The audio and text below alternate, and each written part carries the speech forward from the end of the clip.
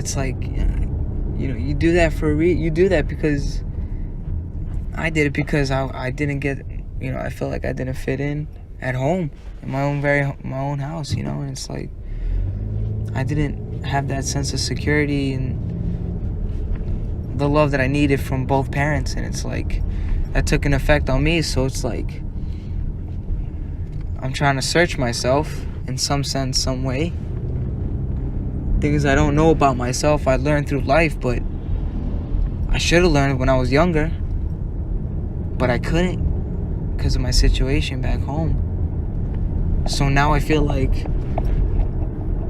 I don't know, I feel like this gives me an opportunity, a chance to, I don't know, to really just, to really get to know who I am, I guess, I mean.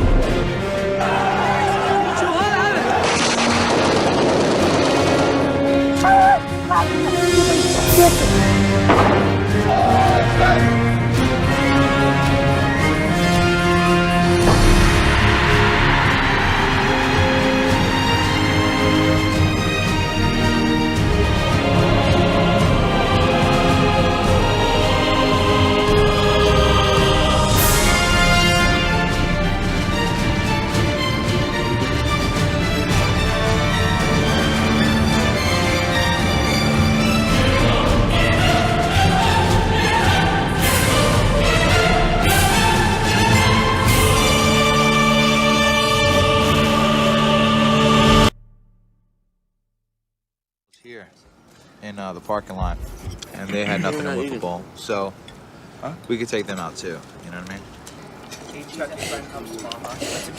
Want a little bit? Yeah, a little bit. Thanks. On Thursday. He turns 21 on Saturday. Wow. Yo, you know what that means, don't you?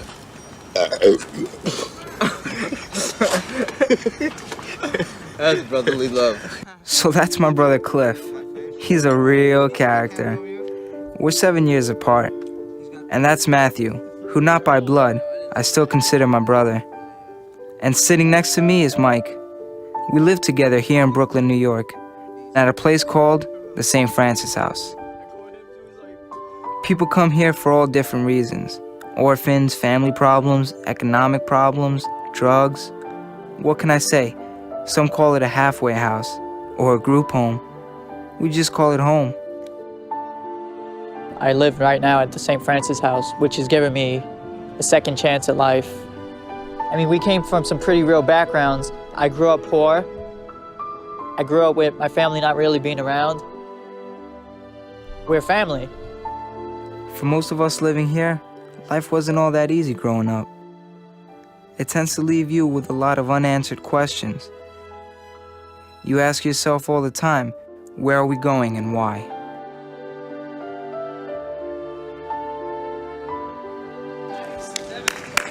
Two and two. Here we go. That's something that I wasn't used to was family life, and giving me the life that I never had, that I always wanted. Yo, come on. Let's not waste daylight. Let me pitch. Come on, no. Seriously. Come on, please. Give me the ball, Jack. Let me pitch. Give me the ball. Let me pitch. I want to pitch. I'm a good pitcher. Back off. Get out of here, Jeff. So 3 months ago, Cliff and I wanted to experience something new and unusual. We had a desire to see the world through someone else's eyes. The desire would eventually take us around the world, meeting new people with new ideas and new philosophies, and pretty much every race, religion, color, and creed. For our first experience, Cliff and I decided to join the thousands of people who would spend their winter sleeping out on the cold, brutal streets of New York City. We would live homeless in New York without money or food, and try to experience life and attempt to find hope amidst the city's most hopeless. As it would happen, our adventure would begin right in our own backyard, the concrete jungle.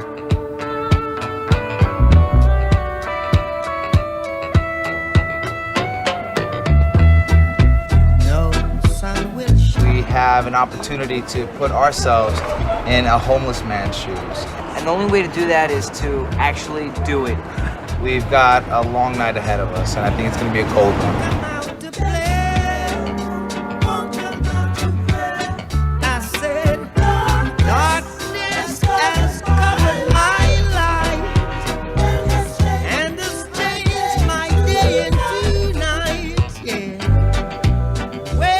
My ass is freezing, dude. I'm freaking shaking here, just sitting. I'm not even here like half an hour yet. For me, everything's an adventure. You know, if a car breaks down on the highway and we gotta, you know, change a tire or fix it, that's an adventure for me, you know? I'm shaking right now, and I'm awake. I can only imagine my body slows down when I'm trying to sleep. I don't mind being a little cold, you know, it's just a little sacrifice. I got nowhere to go right now. I got nobody to see. A little sacrifice just to get some wisdom and knowledge and to, you know, just be thankful for everything I've got. I'm bored, I'm uncomfortable, and I'm cold. I'll definitely help my brother out if he needs help. And we're going through this together, you know? I'm ready to call it quits. We'll, as long as we're going through it together, we'll, you know, it'll be easy. Overall, I know it's gonna be quite an experiment and quite an experience. My friends call me Bombillo. Bombillo means I am an alcoholic. I do not like this type of life that I got. My drinking problem keep me alive. I guess so. What keeps them going? Why is it that they wake up every day? What's their reason for living? Try to be just like me. It's not easy for you to be just like me. If it happens to you,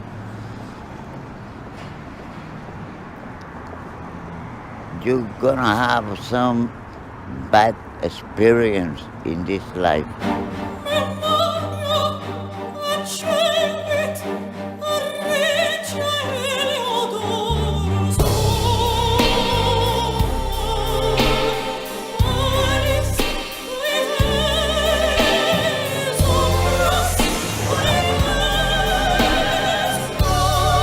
To feel or experience for a couple of nights what it's like to be homeless, you have to prepare for it. You have to have your box, you have to have your blanket, you have to behave just like a homeless person.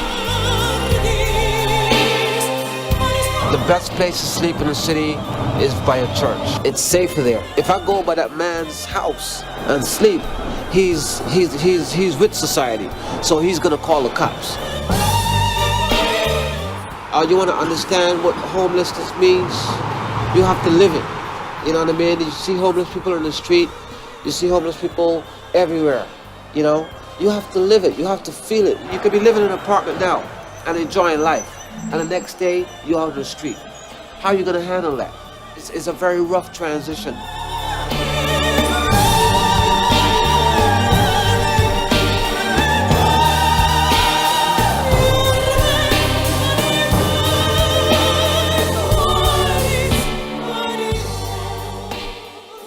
It's not the Royal Palace, but it'll have to do. Hope it's a warm night. This is definitely a different experience. We're in a community with all these guys, with all these homeless men, sleeping in cardboard boxes, and you know, it's like you don't know where they're coming from, so you have to be careful. You don't know who you're sleeping next to.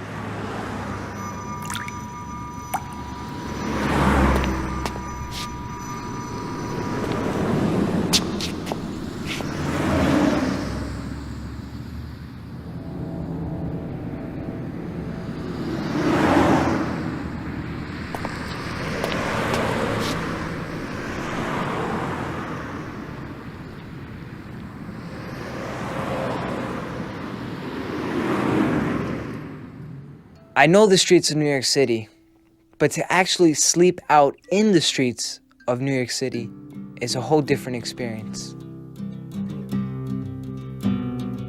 You learn a lot when you travel. You learn how people live. Everyone survives differently. I grew up in a very abusive house, and my dad was an alcoholic, a drug addict. He was very abusive to me and to my two older brothers, and my mom as well. I was kind of I was a surprise baby. I was surprised. I wasn't intended. You know, my mom didn't plan on me. I wasn't a planned baby. I did have my fun times as a kid, you know. I wasn't close to my father, but I do look back and I say to myself, you know, there was good times. July 4th was like my dad's day. That was his day. He would get like the best fireworks and the whole block would be involved. And we'd light fireworks and it would go on for hours. It'd be from as soon as that sun went down, just start lighting fireworks, you know? Everyone loved my dad for that. There'd be a firecracker belt and it'd just stretch out from one end of the street all the way down to the other. And it was just great, you know? I look at those, you know, I look at those memories. I mean, I look at those moments. Everyone lives differently. When you go somewhere out of your own comfort zone, out of your own realm, and you enter someone else's, that's learning.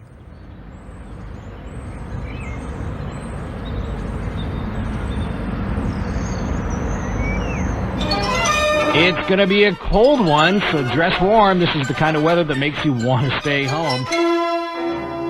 There we were. We were taking part of that lifestyle. Your whole perspective changes. I mean, you're there, you're amongst the people. We're sleeping with maybe 7 other guys in cardboard boxes, and you're taking part of that feeling of being homeless. You know, it was a wild trip.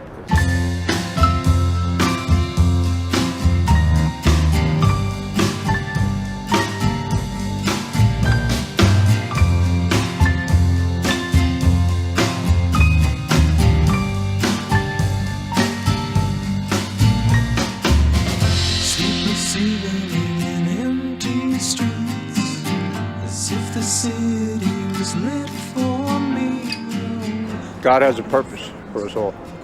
If he didn't have a purpose for me, I would have been gone a long time ago. I really believe that.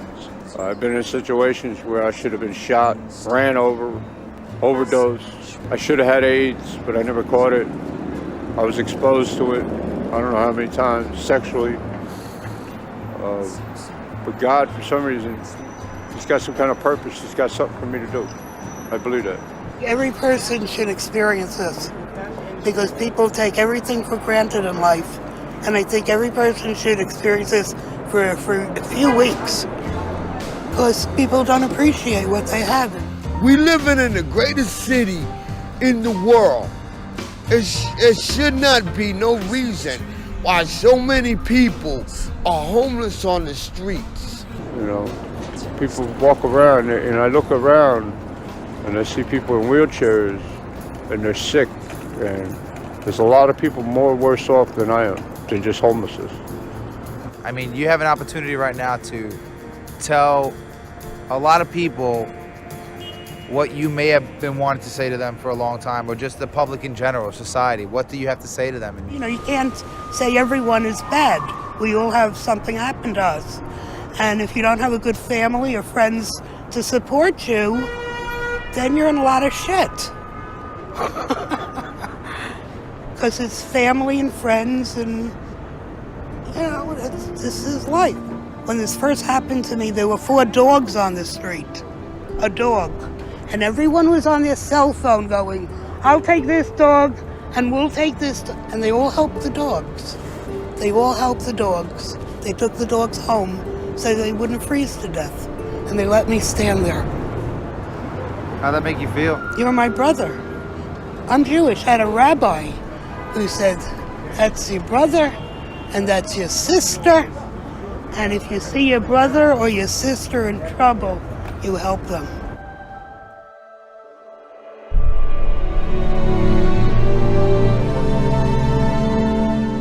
If you treasure your own life, you should treasure others' lives. And you should live with the sensitivity that you know you have, and therefore that others have. Find those things that are universal to us all as humans. Find those belief systems, and then let's experience them. I think we can find at least small examples, right, where ordinary human beings can talk about deeply transformative experiences. No, we just got kicked out from where we were sleeping. It's 5:30 in the morning right now, and it is really, really cold. This is just life on the streets, pretty much. You know? We had to move, so we moved, and now we have to get warm, so I guess we're gonna walk around and try to stay warm.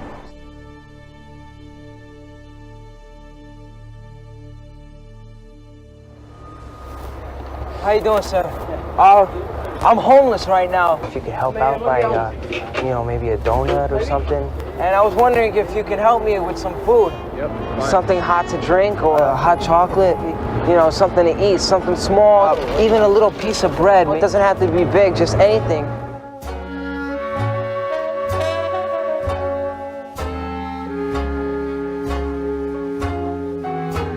We just walked up to a concession stand. The guy wasn't so willing to give us any food at first, but after talking to him, you know, he just was kind and gave us a few bananas. You want a banana? I like it when they're a little bruised too. My hand is freezing. You know why the people from the outside see us bad? Because they're not living it, man. They're not experiencing this shit. They go to Starbucks and buy a coffee for $5. You know what I mean? Buy them a donut for $3.50. I can't afford that. Here's the bulletin. State Police, Princeton Junction. Hills Militia. Certain individuals of unidentified nature is now under complete control. Hip-hop is not. It's honesty. You know what I mean? People see that I'm real. You know what I mean? I don't want your money. Hey, I need something to eat. It's the message in the song that makes you rock on. Some people go to places where they don't belong, whether wrong or right. So I'm homeless and I'm happy, and a lot of people talk to me. You know what I'm saying? I get girls talk to me, I get old ladies talk to me, I get all kind of people talking to me. You know what I mean? Because the happiness is just strength. You gotta come up with something. You know what I mean? You gotta make it unique because you can easily fall apart, mentally, physically, spiritually. A lot of times, people don't believe that they can get out the street, but I believe that I'm going to get out. Why is life worth living? One thing I realized very early in my medical training is that no matter how bad off a person is, handicapped people with really bad deformities, even people in pain, for everybody, their life was a treasure to them. And they wanted us to take care of them with a tenderness and a concern for their good. Life is worth living because it just is. People know that. People know their own life is worth living. Some people get depressed and they lose the sense of their life being significant. But usually that's because the part of them that sustains hope is broken for the moment. And if you could just get them through it, most of them would then reaffirm that their life is worth living. I talked to a guy who jumped off the Golden Gate Bridge. He said halfway down, he realized he wished he hadn't jumped. He was all broken up, but he lived through it. But it's not the nature of life to be despairing. It's the nature of life is to be hopeful.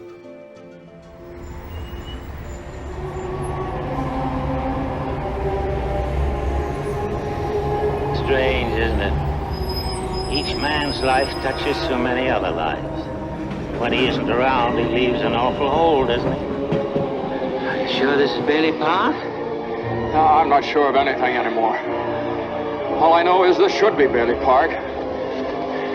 But where are the houses? You weren't here to build them.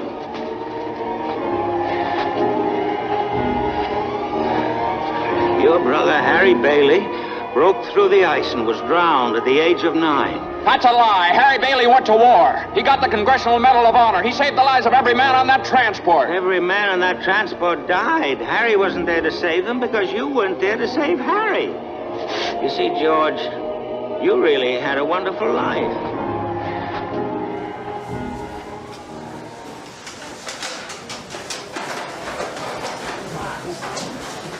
One tray, please.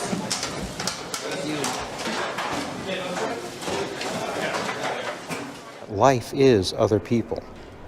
It's just that simple. And if you view each of the other that you meet as being a component of yourself, it can change the way you see things. What is your meaning? Like, what's your outlook on life? What is the reason for living? I'm not on this planet for nothing. I'm here for a purpose. I don't know what that purpose is. Like the gentleman said, we all have our faults, we all did our things. So if our purpose is to make mistakes and learn from our mistakes, that's going to help us to be a greater or less of a greater individual along the way. We meet people through our life. So my main focus is why my existence here is to help other people, and as well as to get help. I try to keep a good outlook. With that, I can have my hope and my dreams. And I do not have to give anything, including my dignity.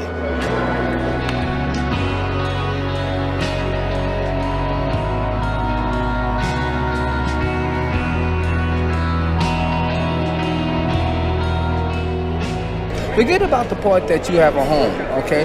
Let's not acknowledge that. But what did you experience by you taking this leap of faith? I felt very vulnerable, you know? Vulnerable. Easy to be attacked by anybody. It's a bunch of emotions. It's a lot.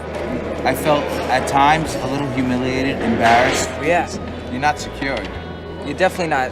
You're not safe. To get to know some homeless people and to get to see some of that commonness of humanity, how very similar we really are. I congratulate you. At least you got balls enough to come out here and really sit around us and understand what we go through. Like most people say, oh, they're not human. Well, we're not automatrons either. Okay, you know, we have blood, we have a heart, we have a mind, a spirit, and a soul.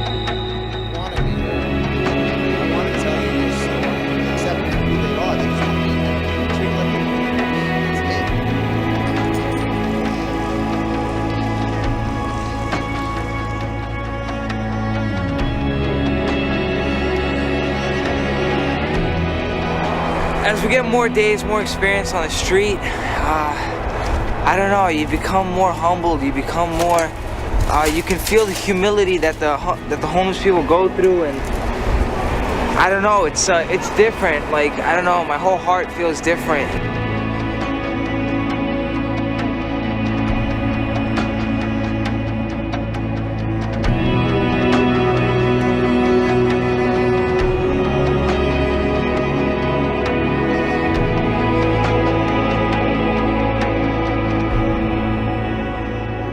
Really, it doesn't matter who you are, what your background is. You can converse on that experience, and that is what makes us human. That's a beginning of a human community. Experience can be a generous teacher or a cruel teacher, and it depends on those experiences in life. But whatever experience we have, whether it is good or whether it's bad, we can always remember it and learn something from it. And it's those moments, you know, when something touches you, something opens up, something that you didn't realize before, you hear a longing, you know, that you never felt before. Those are human experiences that would define how you communicate with your spouse, how you communicate with your children, how you communicate as a teacher. You know, I think it defines how we communicate, period, as a society. And when you experience those things, it brings growth. And so you won't get caught up in the facades anymore. The little differences that they talk about that become big things. You won't buy that anymore. You know. And if you don't buy it anymore, they can't sell it to us. We can talk about ideas forever, But ideas are simply that. They're thoughts, they're abstractions, and until these ideas are rooted in reality, and the reality of my own life, my own experience, they can't be tested, they can't be known to be true. Will Kinane is one of my heroes. The story goes he was taking a road trip with his brother to New York, and his brother asked him what he wanted to do for the rest of his life. Will answered he wanted to surf and help people, and Surf for the Cause was born.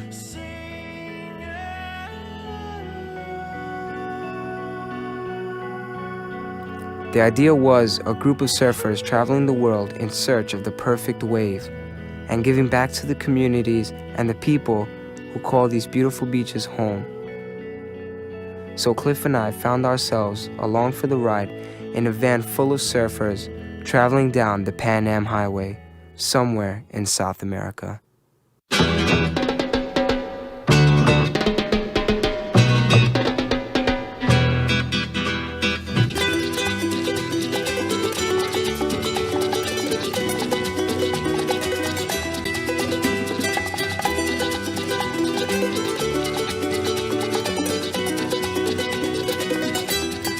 I was told not to drive at night by the surf guide. Do not drive at night. And here we are at night driving.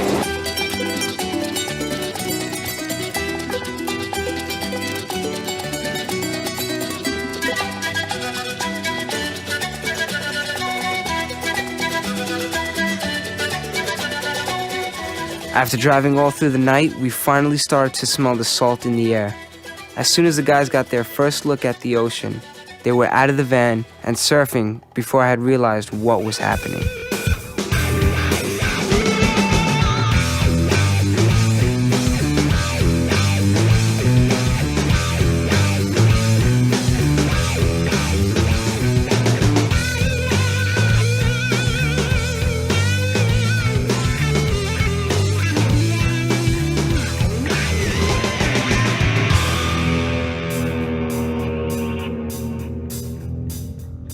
I'd never been surfing before in my life, and I wasn't too sure that the big waves of Peru were the best place to learn.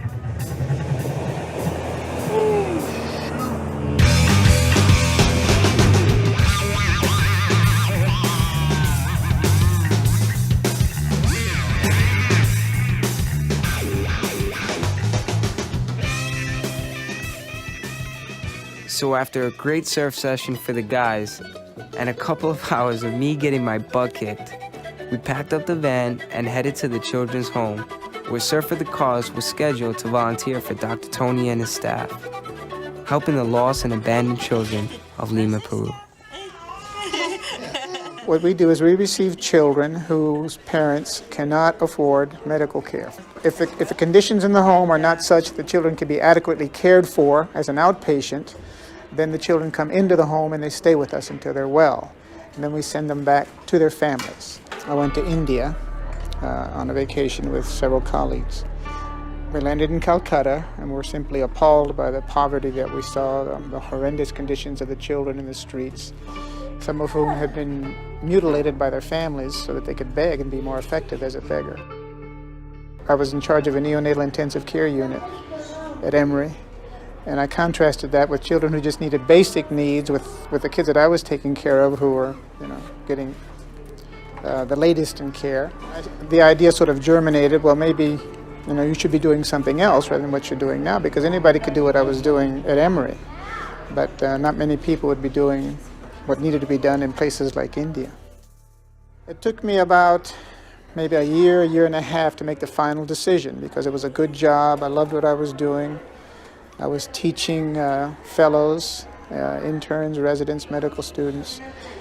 I had a nice house and a nice car. So it took me a good while to make the decision, but then finally I decided if I didn't do it, then I would regret it for the rest of my life.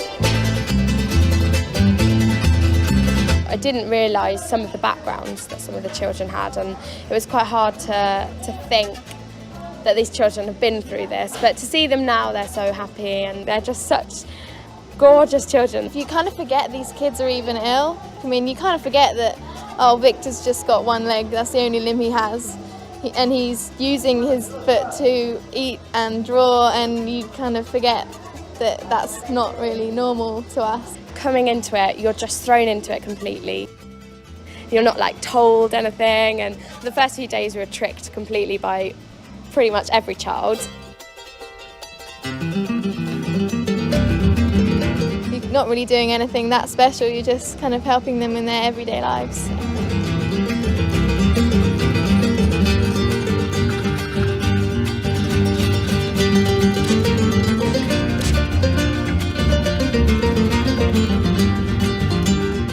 Because most of the people that come here, when they see how the children are so happy, despite the infirmities, I mean, they can't understand it. Just in February, we were homeless in the streets of New York City. And it was like, 5 degrees Fahrenheit. So it was like really cold. And we slept with the homeless people. There was like a community. There was a community of homeless people. So we slept with them. We begged for food, we begged for money, we slept out in the streets, and because we wanted to know what it was like to step in the shoe of a homeless person, to live their life for a few days. Through human beings in Peru, in New York City, wherever we go, we try to find out what life is through their experiences. And you see her foot there, when she came to us, it was completely bent like that. Couldn't even straighten it up. And that's from all the bad treatment she got from her father. I think she's been with us about 2 years now. Yeah, about 2 years. She's 6 years old. They come in, sometimes they come in with a diagnosis, and sometimes they don't. They're just ill and need a diagnosis. So I sort of triage them here. Very simple things I can take care of here, but if they need subspecialty care, I have to send them into Lima. Hurry up because we're late. Okay. We're late. Do we have someone in this car? No, I'm going to in the front there with Cliff, isn't it? Reason, dude, you gotta go.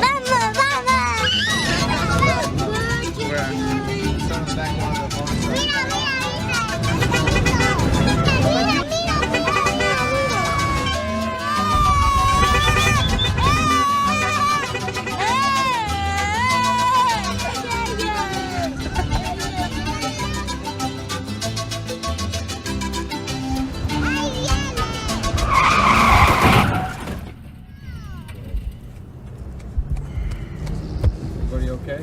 So.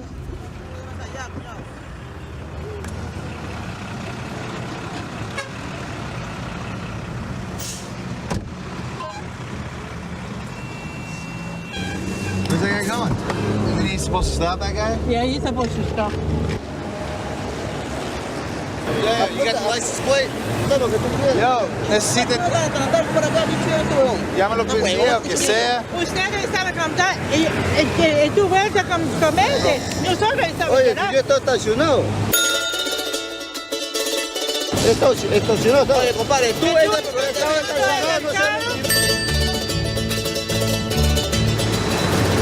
Everybody doing all right in here? Pero ¿para qué te abriste pues de otro lado? Si yo estaba en mi carril en el medio. Alright, see this? Mira esto de atrás. Tú estabas muy, you were too close. Yeah, muy cerca.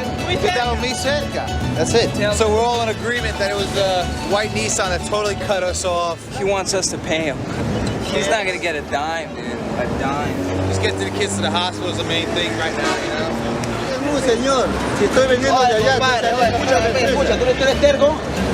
Escúchame.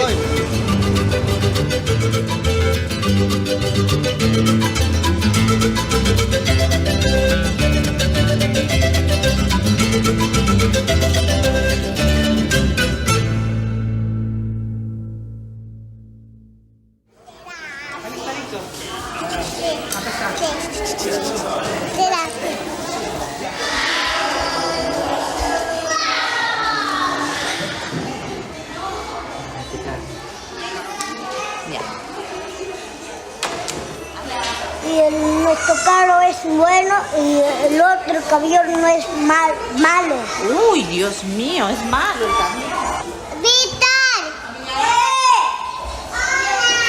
¡Acá estoy, mi terapia!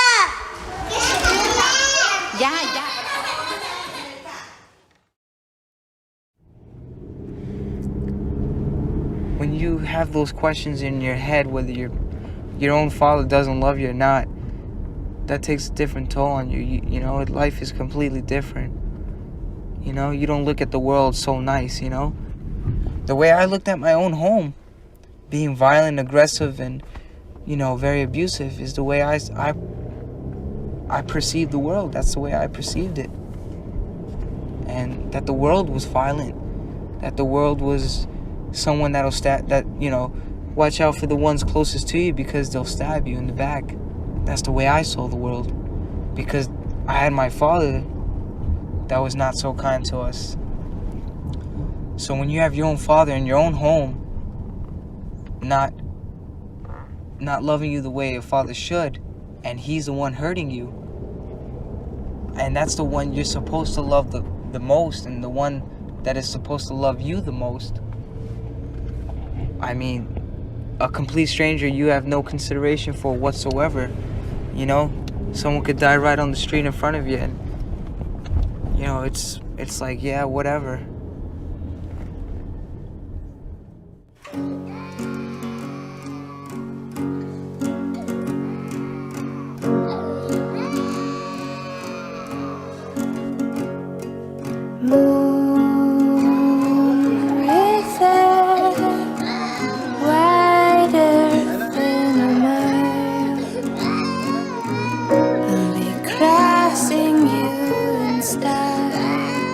One day,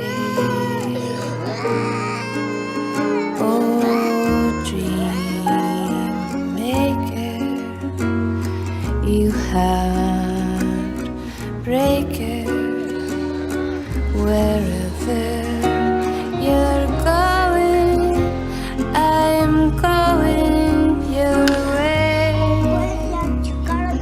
To drifter to see the world. There's such a lot of world to see. We're after the same rainbows, and it's just around the bend. My huckleberry friend, moon, river, and oh my God, they're gonna do my little angel like that. You're gonna have to bring her in. See if I can find her. Yo, Willie, you know where they put Angela? The little girl in the pink?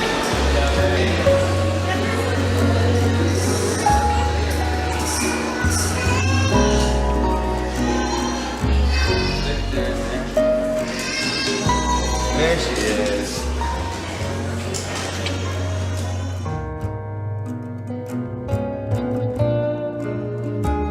That's it. Her exercises were for her fingers. Yeah, that's it. She's done. Yeah, thank God. No tears in this one. Right? ¿Ya está llorando?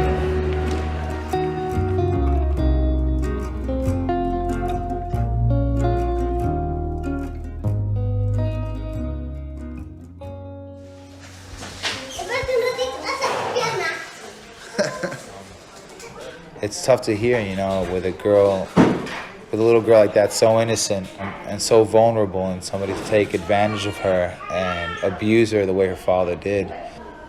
I'm glad that she's away from her father, somebody who was abusing her like that, and she was able to find some place where she's able to stay safe and, you know, and to move forward. I mean, to get away from that madness.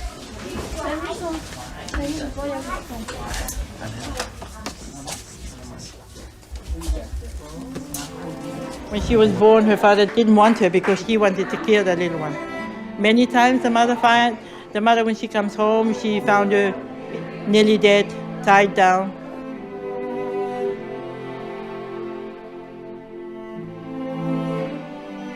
We have volunteers here now. This is their third time with us. They keep coming back. It's a life-changing event. They see children that come in quite ill. They may even see one of our children die. And they contrast what these children have and what they've been through with their own life experiences.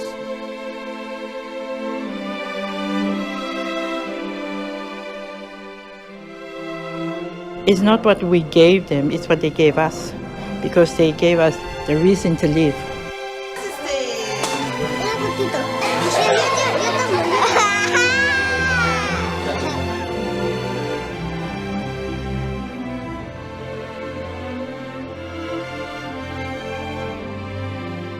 Kind of felt with Victor, I don't know, they're just a little, just every day there's the same routine that we do, but that he, I don't know, he's just like a little buddy.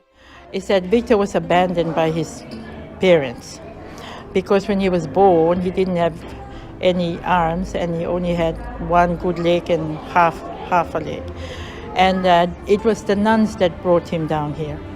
I think they found him, you know, he was really badly nourished and just abandoned like that.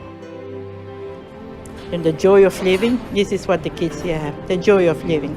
Because they want to live, so they don't mind how painful it is, as long as they get well and be able to go home.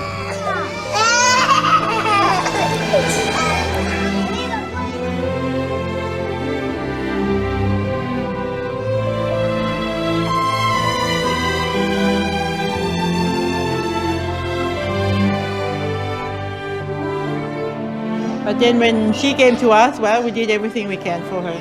And she can have a prosthesis afterwards. She'll be able to walk.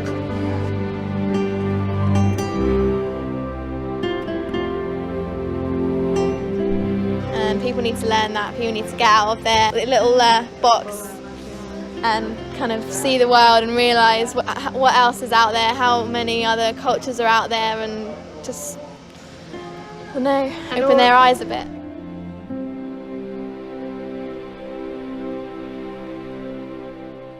When you see children, you know, I mean, it's great because everything that you know about life and all the suffering, all the pain that you might be experiencing even then, it kind of reverts to how fresh and you know, and how precious innocence can be. The tears of one child, of an innocent child, the tears are a cry that is bigger than all the universe together, with its matter and antimatters and multiverse. The whole multiverse, everything to me, is questioned by the tear of suffering in an innocent child. So, why that strong demand for justice? Where is it coming from? So I don't ask the question, what is the meaning of life or the purpose of anything? I ask the question, who are you? In the West today, many young people do not have a meaning and purpose to their life. They're looking to say, does my life matter? Do I have a unique contribution to make? Every human being who thinks about it is looking for meaning. They're looking for answers to the most elementary questions. Who am I? How did I get here? What am I supposed to do? Does it finally make any difference? In developing nations, this is much more clear for these young people. While they may be in a direct situation of conflict or insecurity, for them it's clear, I need to survive, I need to get an education, I need to get a job because someone needs me. And that someone can be their family or their friend. And in a larger way, that person or that entity who needs them is also their country.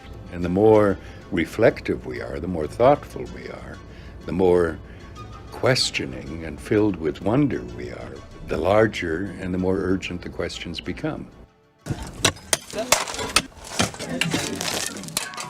When you recognize that you have a real mission and an indispensable contribution to make, then you embrace life, you celebrate life in a completely different way, where many people today are very aimless.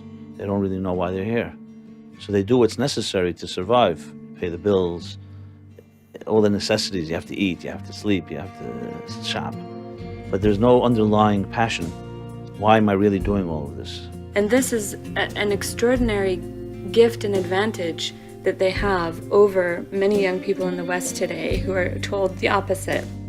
You don't matter. There's a million people waiting to replace you. We can get someone to do your job better for less money. This translates, I think, into a cultural question that we're facing, where many, many young people today are saying, I need to experience in some sense that my life matters. The more mature person is not the person who has all the questions settled. No, the mature person is the person who enters ever more deeply, ever farther and farther and farther into the mystery and into the wonder. If life is not lived at this level, then it is lived at superficial levels. And then whoever has the power to control your superficial levels will rule over you.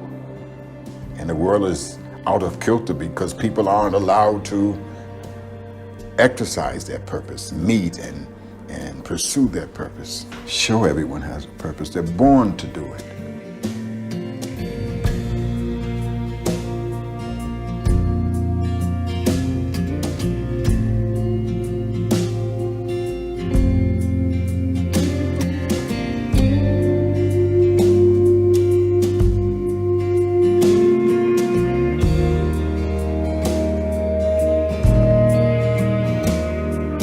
Have you ever had a moment where you feel like everything is just right in the world?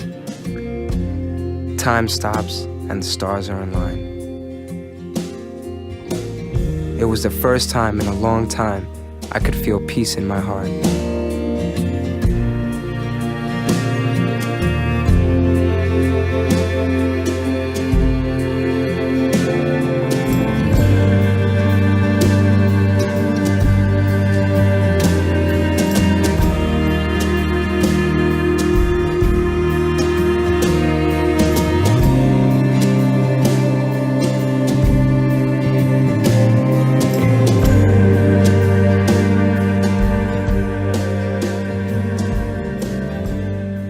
It's like playing music.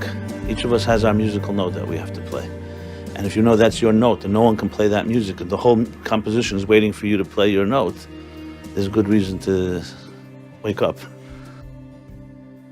Everybody's on a journey, been given a purpose for their life, and they can fulfill that no matter what their beginnings were. People who were abandoned by parents, and lived in orphanages or lived in even abusive homes can go on to live very full lives that because some parent might feel like, I don't want the burden of this child, the beginning is just the beginning, and then there's a long path to development, and where there's life, there's hope. So we experienced living homeless in the concrete jungle and the happiness of the lost children of Peru. Our stories interested Mike especially, who was a freelance writer. He told us he was planning to research a remote leper colony across the ocean. And Matt was already going with him. So, thirsty for our next adventure, Cliff and I decided to join.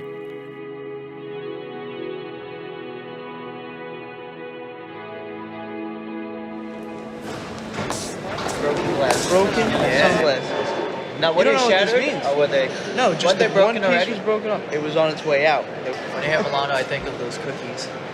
Yeah. I haven't seen one cute girl yet. You missed her. She just walked by. Actually, you know why they make you wear your seatbelt when you go to sleep on a plane, right? You have to wear a seatbelt? Yeah. You know what? In case. Sleepwalkers. Yeah, maybe I will. Yeah. I'll get the explicit one. Yeah, you look good in No, those. don't chicapana. We're leaving? Yeah, we're going through security. Alright.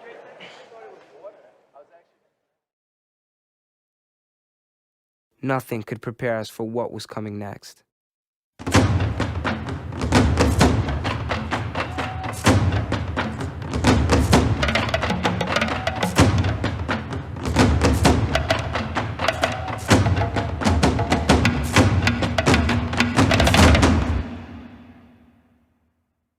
In our culture, life is always a treasure. There cannot be anybody without a father or a mother. If your father dies, they will give you a father. The family will give you a father. If your mother dies, the family will give you a mother. So there is always meaning to life. you always find something or somebody to lean on and feel fulfilled. I think that this is also at the root of the joy that permeates our life.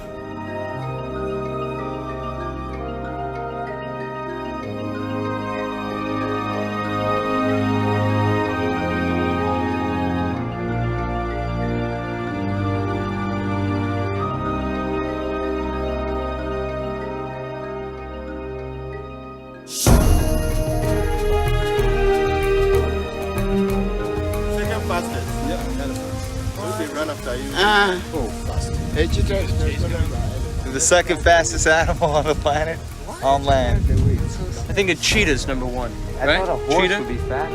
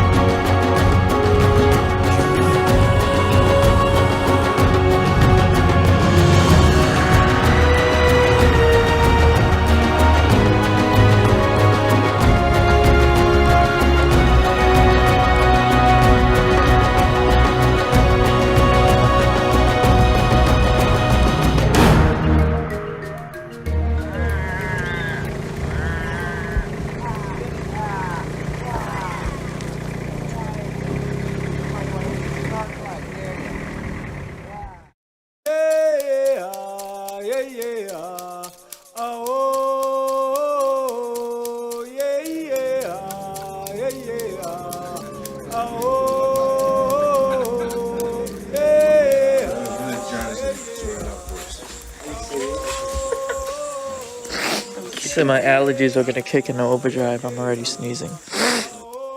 These bugs were huge, and I'm not a big bug guy. Not into the bugs. Stand in the center there with all of them, you conquer your fear of them. That's what I realized. They had a wingspan, I don't know what. They look like small birds here. Hold the door. It smells really bad. Oh my gosh. The flies are everywhere. The flies are everywhere.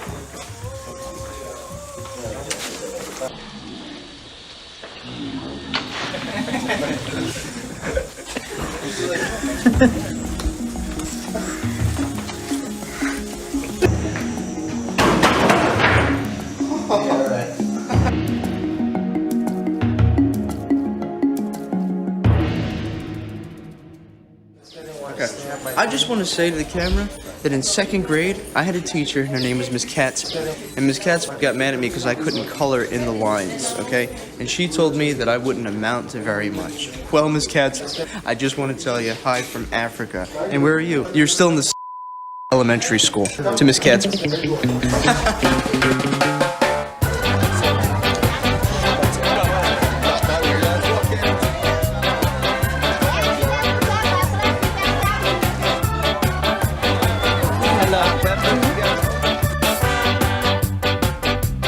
I just got beamed in the head with beans.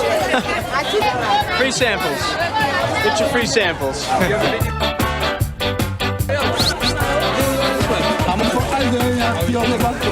It's pretty cool, man. I like this. Yeah. $35.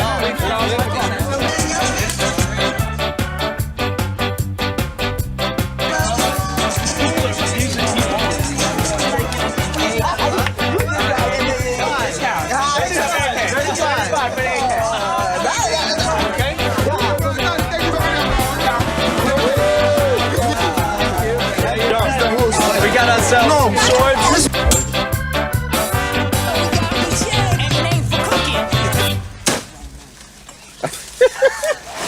Timber me. There's another one.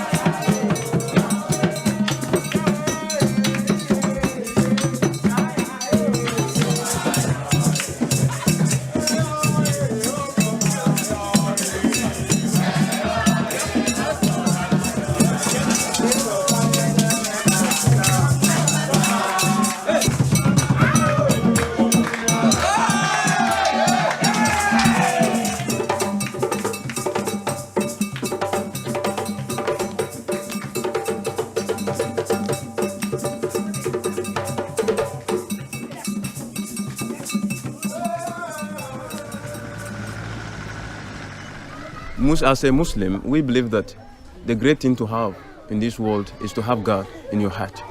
If you have God in your heart, you have everything. No material possession can make you be greater than any other thing than having God in your heart. So as a Muslim, if you have a very strong faith, you have everything in the world. Life is bigger than what we see. I think all human beings intuitively know that. You know, there's more going on than what I can see. Even though you have such great diversity with how people have, you know, related to God and particularly religious rituals and how they develop so very diversely throughout the planet.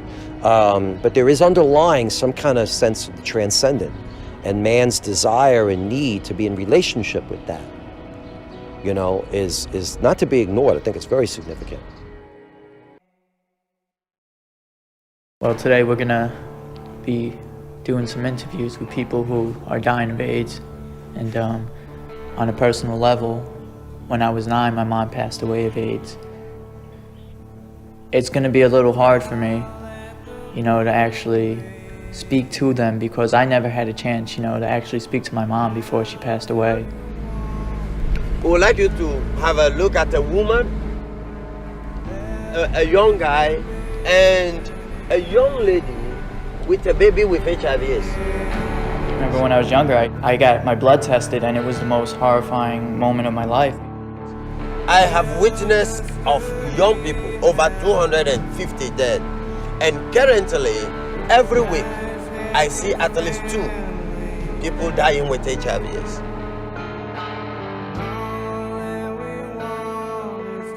And I'm hoping that through them, they'll find peace, I'll find peace.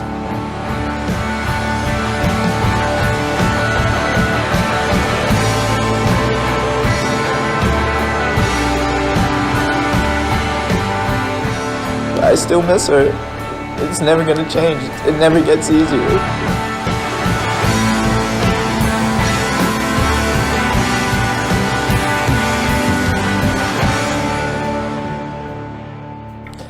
You can replace it with anything you want, but you can't replace a mother's love.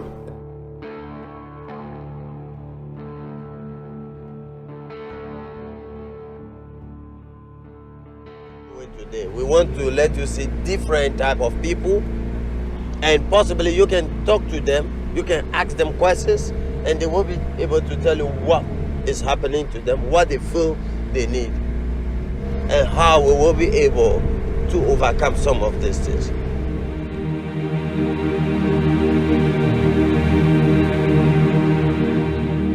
Suffering is a journey deeper into the heart of life. You can't make a superficial description of the meaning of life as though it's oriented around pleasure or beauty or, what I said earlier, fun. It's obviously going to be full of pathos, full of struggle, and indeed for many full of terrible suffering. She's still having the sorrow. She's still having the pains. You can see it. There is no joy in her life yet. But when we come, the first thing she asks me is that, so when will they get some drug that can make me go back to my days? Even in the deepest suffering, there is significance. There's a meaningful process of positive possibilities.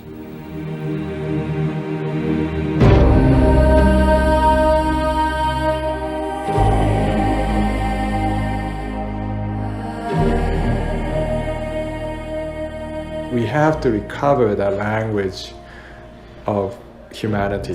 We cannot understand suffering without it. When we suffer with a friend, that friendship is deepened. When we suffer with a nation, a great love for that nation is developed. There's struggle in life, in every class of people. It's part of life. It's what we do with it that matters. To be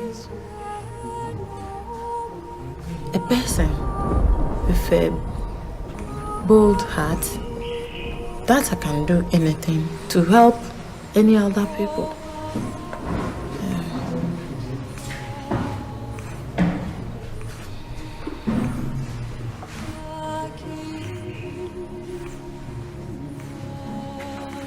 facing death every day. You know, how do you deal with it? The first thing I do is I thank God. If He makes me wake up today, God has something to do for me. Because I never had a chance, you know, to actually speak to my mom before she passed away. What would be some words that you would leave with your kids to always remember you?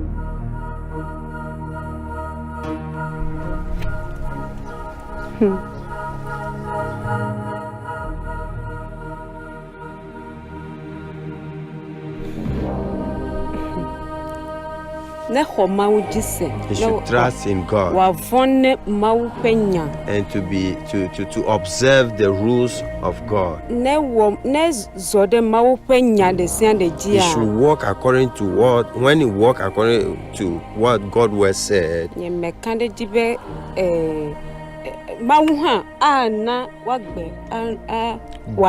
God too will let you prosper in all that you are doing. That will be the only thing I will tell you. I think the suffering of the earth is only understandable in the context of some kind of a cosmic spiritual conflict. Life without faith will be unbearable. There was this whole traditional lament that Jewish tradition still has, but we lost as a culture. We don't know how to lament. The Bible is not what's called a theodicy, an explanation, a rational explanation of evil. It's a religion.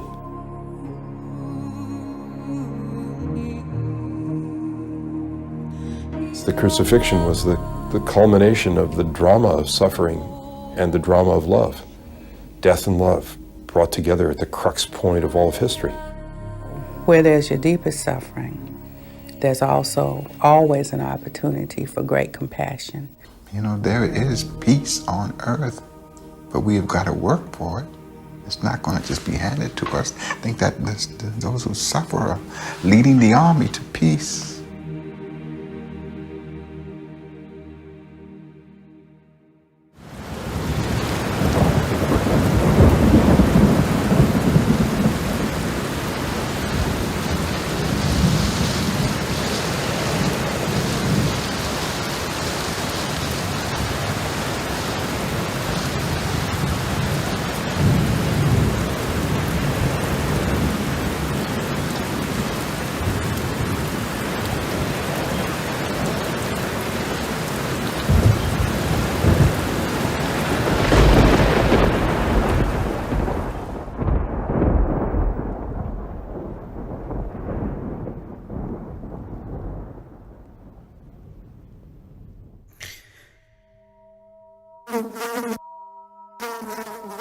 I didn't even know leper colonies still existed.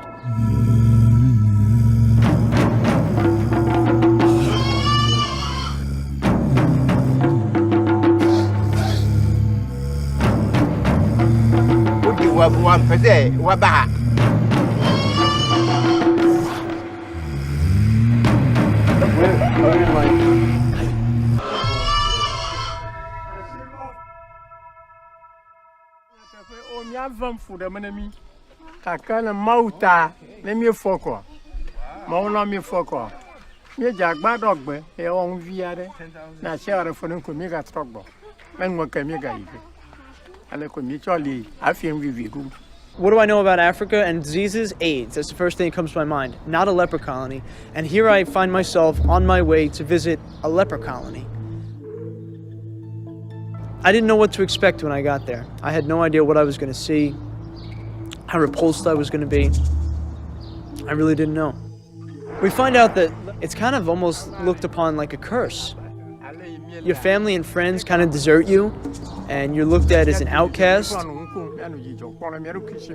And you're actually sent to live in this colony, almost like, you know, segregated from the rest of the population. Like, they obviously don't live normal lives. So how do they cope with living?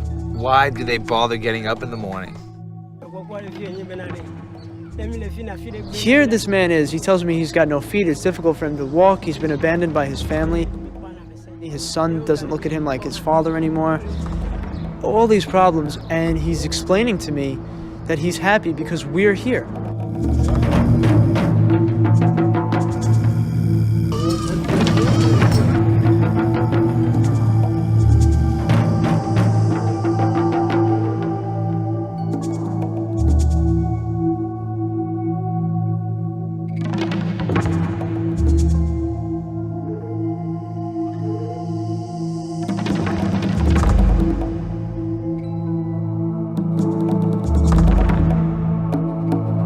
look in the mirror, I have a zit, you know. In New York, people are gonna look at you differently now because they're gonna just focus in on that one imperfection.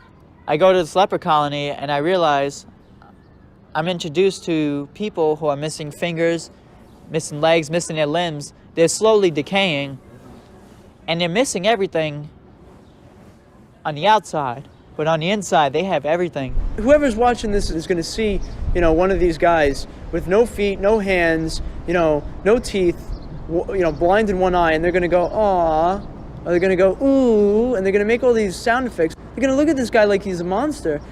I just hope that they don't miss what he has to say. We all are happy about the community. We work together and do everything. Everything together. You're not afraid of us. You're not afraid of us either? Yeah, I'm not afraid. We are the same. Yeah. We are the same. Yeah. You are my brother. Yeah. That's why we do. We love everybody. 2-5. Oh! 2-5. Yeah, your one. Yeah. We are happy.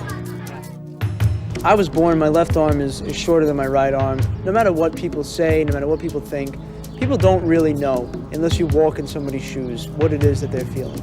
And then you go there, I'm shaking people's hands who are missing fingers. And I don't even care. You know why? Because they're smiling, they tell me I'm welcome. You know, the Ghanaian people, they have an idea of what true relationships are about. They want to know what's on the inside. And it's not what's on the outside that matters. I mean, his mindset is the person, the human person. What is going on inside? What is this person really made up of? It was a human relationship that was starting to be formed that was based on reality that I had never experienced before.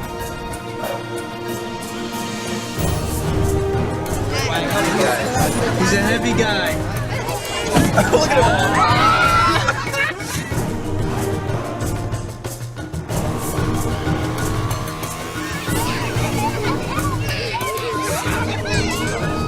Here is innocence, purity.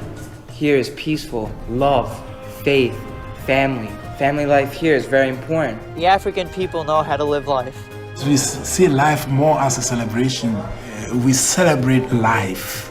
And I wasn't the same skin color as them. I wasn't the same culture as them.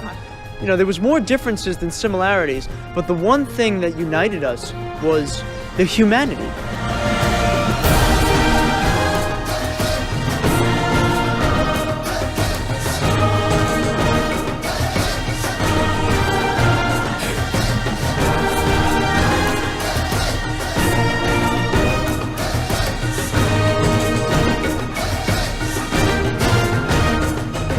I was a human being, and that's all that mattered to these people. They accepted me because I was a human being. And it's just a simple life. You don't need the fancy car. You don't need the big house. They're happy. No, over here is real.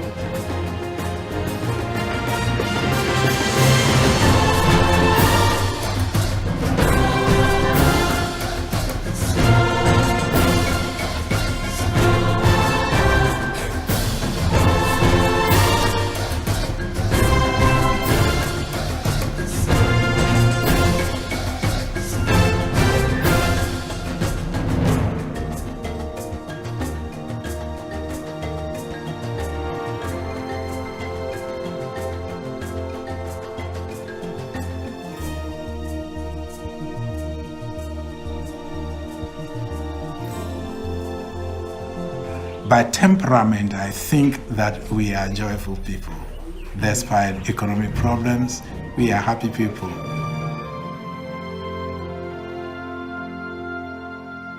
Our people value life.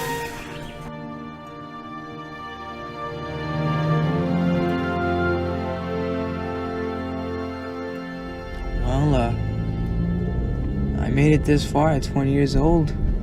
With the people, living life, meeting people, getting to know them. Because I'm always concerned of who dislikes me, who hates me, or what people think about me, or how I feel, or what people feel towards me. Those who have both parents, they don't know that, they will have like, you know, that they'll just do certain things, you know, they'll be strong in certain situations, and they'll do things, and it's because they have that backup love from their parents that no matter what they do, they know that they're still going to be loved, you know?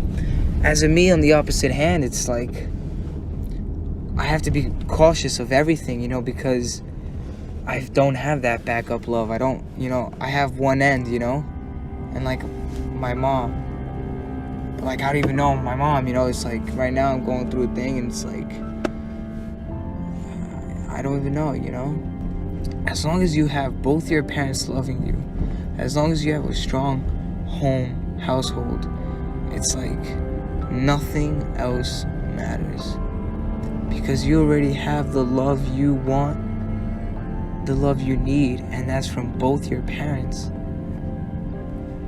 It's great to have that backup, love, to fall back on something, you know, to have a safe zone where you can be safe, and you know, you can go out there in the world and get destroyed, but then you can always come back and rejuvenate and to recuperate and to get healing back at your home, and that your parents will always love you. But I never had that, you know. The family is the project of the human person. The family is the space in which human life begins, in which human life is nurtured and cherished, in which an individual first learns what it is to be loved by being loved, what it is to have dignity by having that dignity extended to them. The family stands as a very unique institution worldwide. All other institutions are essentially there to support the family. All day since your haircut in the morning, you have looked like a painting, even more than usual. That was really drilled into us. Everything was family, extended family. Community is where you can find kind of where you fit. By giving yourself, you find yourself. No, I miss my dad, and he smiles through the limbs. We talk easily with him until the rain begins. This is the brotherhood of man. This is the brotherhood of man. This is the brotherhood of man. In this sense, I think the family is critical because the family not only forces but provides this extraordinary place which is our first experiences, which is our strongest experiences, and which has been the environment in which we have come into the world and first experienced ourselves and the world. At the airport on my suitcase, a girl traveling from Spain became my southern friend, though I did not learn her name. And when the subway dimmed,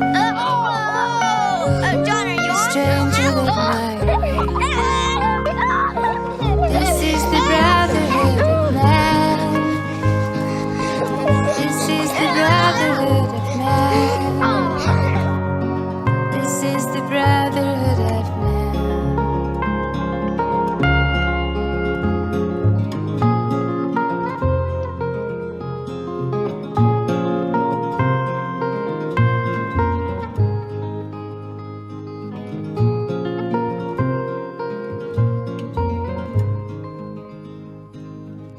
I never can say what I mean, but you will understand.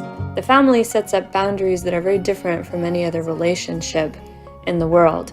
Whether the family has been a place of security or insecurity for us, it is a place that we continually have to turn to know who we are, and to in fact try to figure out how to know these others. I'd like to know what's new in his life, and I would love to tell him what's new in my life. You know, I love to exchange that, you know, I want to share my life. He is my father. I respect him, and you know what? I still love him.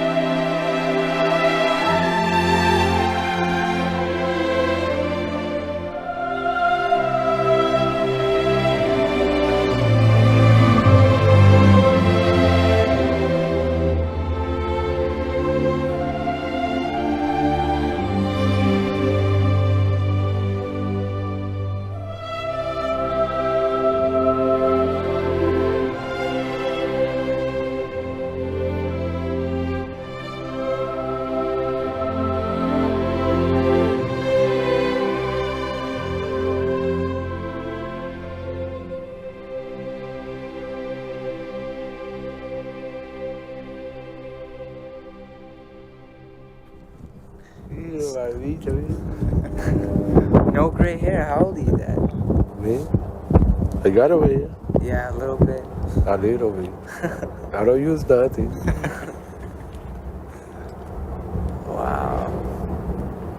It's been 10 years. Yeah, 10 years. 10 years, my little Jeff. El Booga Booga. Oh, man. What do you do now? I work at a restaurant right over here. It's called Manetta's. And just living life.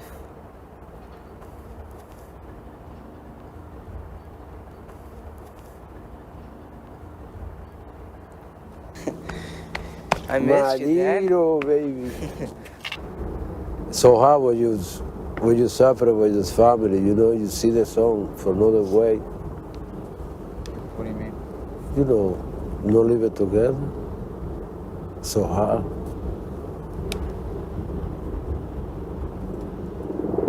I still love you, you know? And I know.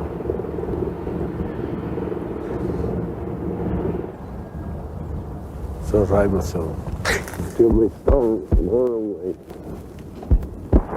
I never forgot you. Never.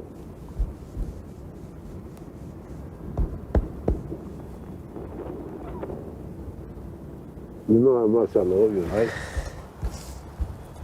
Yeah. I do the best I can, but that's a part of the life. Something happens, you see, I married when your mother, how long? 21, 22 years ago? I mean, for 20 years.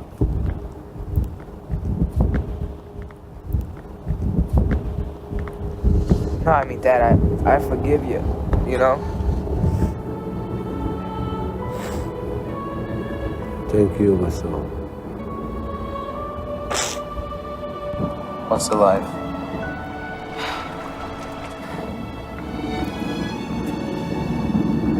It's about the human experience. Oh.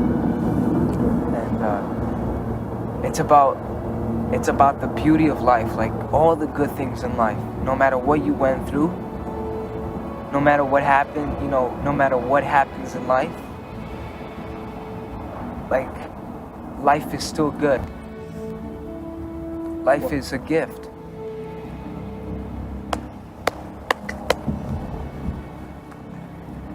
My little Jeff.